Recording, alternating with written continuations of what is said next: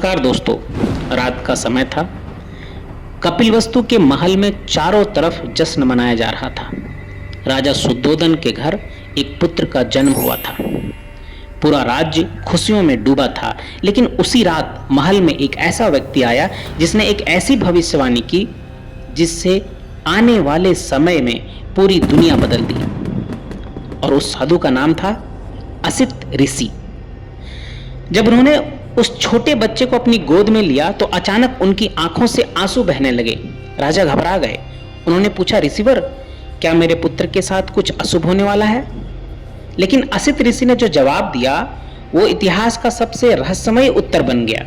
उन्होंने कहा, नहीं महाराज, आपका पुत्र या तो पूरी पृथ्वी का सबसे महान सम्राट बनेगा या फिर एक ऐसा सन्यासी जिसकी पूजा हजारों साल बाद भी लोग करेंगे। यह सुनकर पूरा महल शांत हो गया। लेकिन सबसे अजीब बात यह थी कि असित ऋषि आखिर रो क्यों रहे थे। उन्होंने कहा, मैं दुखी इसलिए हूं क्योंकि मैं उस दिन तक जीवित नहीं रहूंगा जब यह बालक संसार को ज्ञान देगा। और उस बच्चे का नाम था सिद्धार्थ गौतम। लेकिन कहानी यहीं से शुरू नहीं होती। असल रहस्य तो उसके बाद शुरू हुआ। राजा शुद्धोदन नहीं चाहते थे कि उनका पुत्र सन्यासी बने। उन्हें डर था कि कहीं भविष्यवाणी सच हो जाएगी तो। इसलिए उन्होंने सिद्धार्थ को दुनिया के हर दुख से दूर रखा। महल के अंदर सिर्फ खुशियां थी। ना कोई बीमार व्यक्ति था, ना कोई बूढ़ा था और ना किसी की मृत्यु को देखने के लिए उनके करीब रखा गया। सिद्धार्थ को ऐसा जीवन दिया गया जैसे दुनिया में सिर्फ सुख ही सुख हो। लेकिन इतिहास कहता है, जब किसी इंसान को सच से ज्यादा समय तक दूर रखा जाता है तो सच एक दिन और भी भयानक रूप में सामने आता है। और हुआ भी यही। एक दिन सिद्धार्थ अपने सारथी चन्ना के साथ महल से बाहर निकले। राजा ने पहले ही आदेश दिया था कि रास्ते में कोई दुखी व्यक्ति दिखाई नहीं देना चाहिए। लेकिन शायद नियति को कुछ और ही मंजूर था। पहली बार सिद्धार्थ ने एक बूढ़े आदमी को देखा। उसका शरीर कांप रहा था, चेहरा झुर्रियों से भरा था और वो मुश्किल से चल पा रहा था। सिद्धार्थ ने उत्सुकता पूर्वक पूछा, ये कौन है चन्ना? चन्ना ने जवाब दिया, राजकुमार, ये बुढ़ापा है। एक दिन हर इंसान ऐसा होता है। सिद्धार्थ पहली बार डर गए। कुछ दूर आगे गए तो एक बीमार व्यक्ति दिखाई दिया। वो दर्द से तड़प रहा था। फिर उन्होंने एक मृत शरीर देखा जिसे लोग शमशान ले जा रहे थे।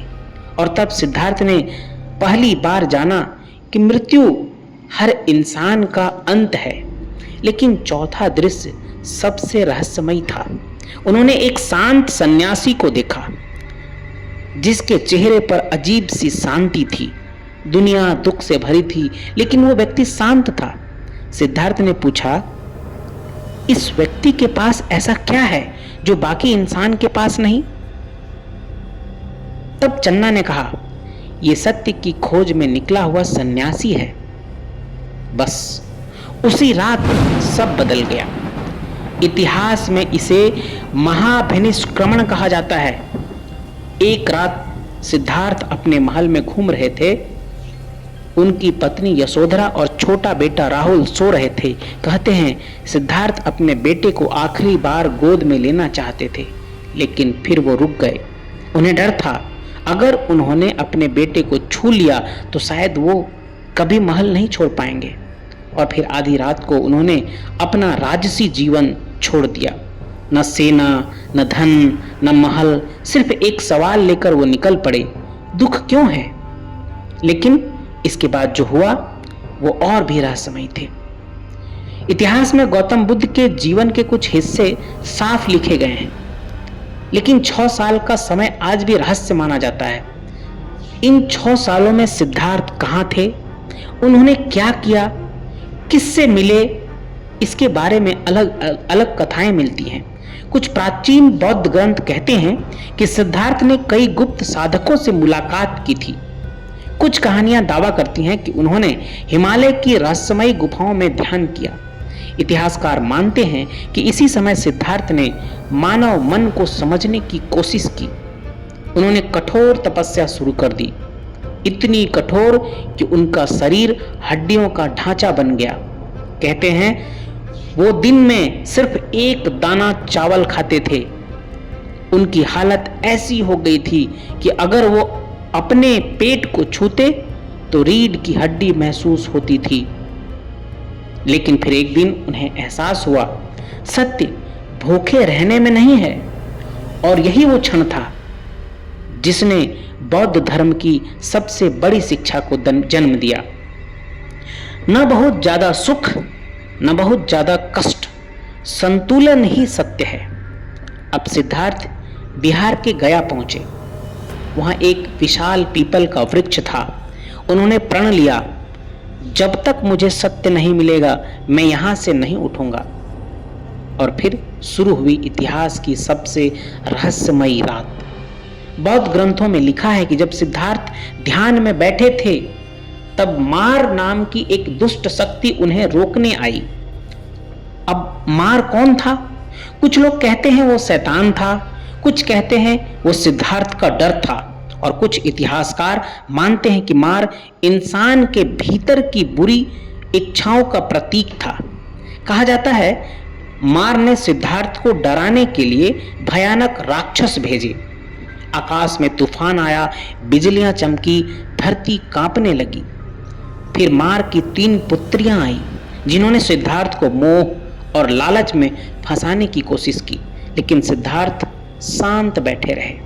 और तभी उन्होंने अपना हाथ धरती पर रखा। इसे भूमि स्पर्श मुद्रा कहा जाता है। कहते हैं धरती ने खुद गवाही दी कि सिद्धार्थ सत्य के योग्य है। और फिर सुबह होते होते सिद्धार्थ बुद्ध बन चुके थे, जिसका अर्थ है जागा हुआ व्यक्ति। ज्ञान प्राप्ति के बाद बुद्ध कई दिनों तक शांत बैठे रहे। कहते हैं वो सोच रहे थे कि जो सत्य उन्होंने पाया है क्या दुनिया उसे समझ पाएगी, क्योंकि बुद्ध ने जो जाना था वो सिर्फ धर्म नहीं था, वो इंसान के मन का रहस्य था। उन्होंने कहा दुख का कारण इच्छाएं हैं। आज भी दुनिया इसी एक चीज के पीछे भाग रही है, पैसा, शक्ति, नाम, मोह। और बुद्ध कहते थे जिस दिन इंसान अपनी इच्छाओं को नियंत्रित करना सीख जाएगा उसी दिन उसका दुख खत्म हो जाएगा। अब बुद्ध की सबसे रहस्यमयी घटनाओं में से एक आती है। उस समय एक खूंखार हत्यारा था अंगुलीमाल। वो लोगों की उंगलियां काटकर माला बनाता था। कहा जाता है कि उसने 999 लोगों की हत्या की थी। पूरा राज्य उससे डरता था। लेकिन एक दिन बुद्ध अकेले उसी जंगल में चले गए जहां अंगुलीमाल रहता था। लोगों ने कहा लेकिन बुद्ध रुके नहीं। अंगुलीमाल ने बुद्ध को देखा और तलवार लेकर उसकी तरफ दौड़ा। लेकिन अजीब बात यह थी कि वो जितना दौड़ता बुद्ध उतने ही शांत चलते रहते। फिर भी अंगुलीमाल उन्हें पकड़ नहीं पाया। थक कर उसने चिल्लाया, रुक जाओ सन्यासी। तब बुद्ध ने कहा, मैं तो रुक चुका हूं अंगुलीमाल, लेकिन तू कब रुकेगा? ये शब्द सुनकर अंगुलीमाल कांप उठा। उसने पहली बार किसी इंसान की आंखों में डर नहीं बल्कि करुणा देखी थी। और कहते हैं उसी दिन वो हत्यारा बुद्ध का शिष्य बन गया।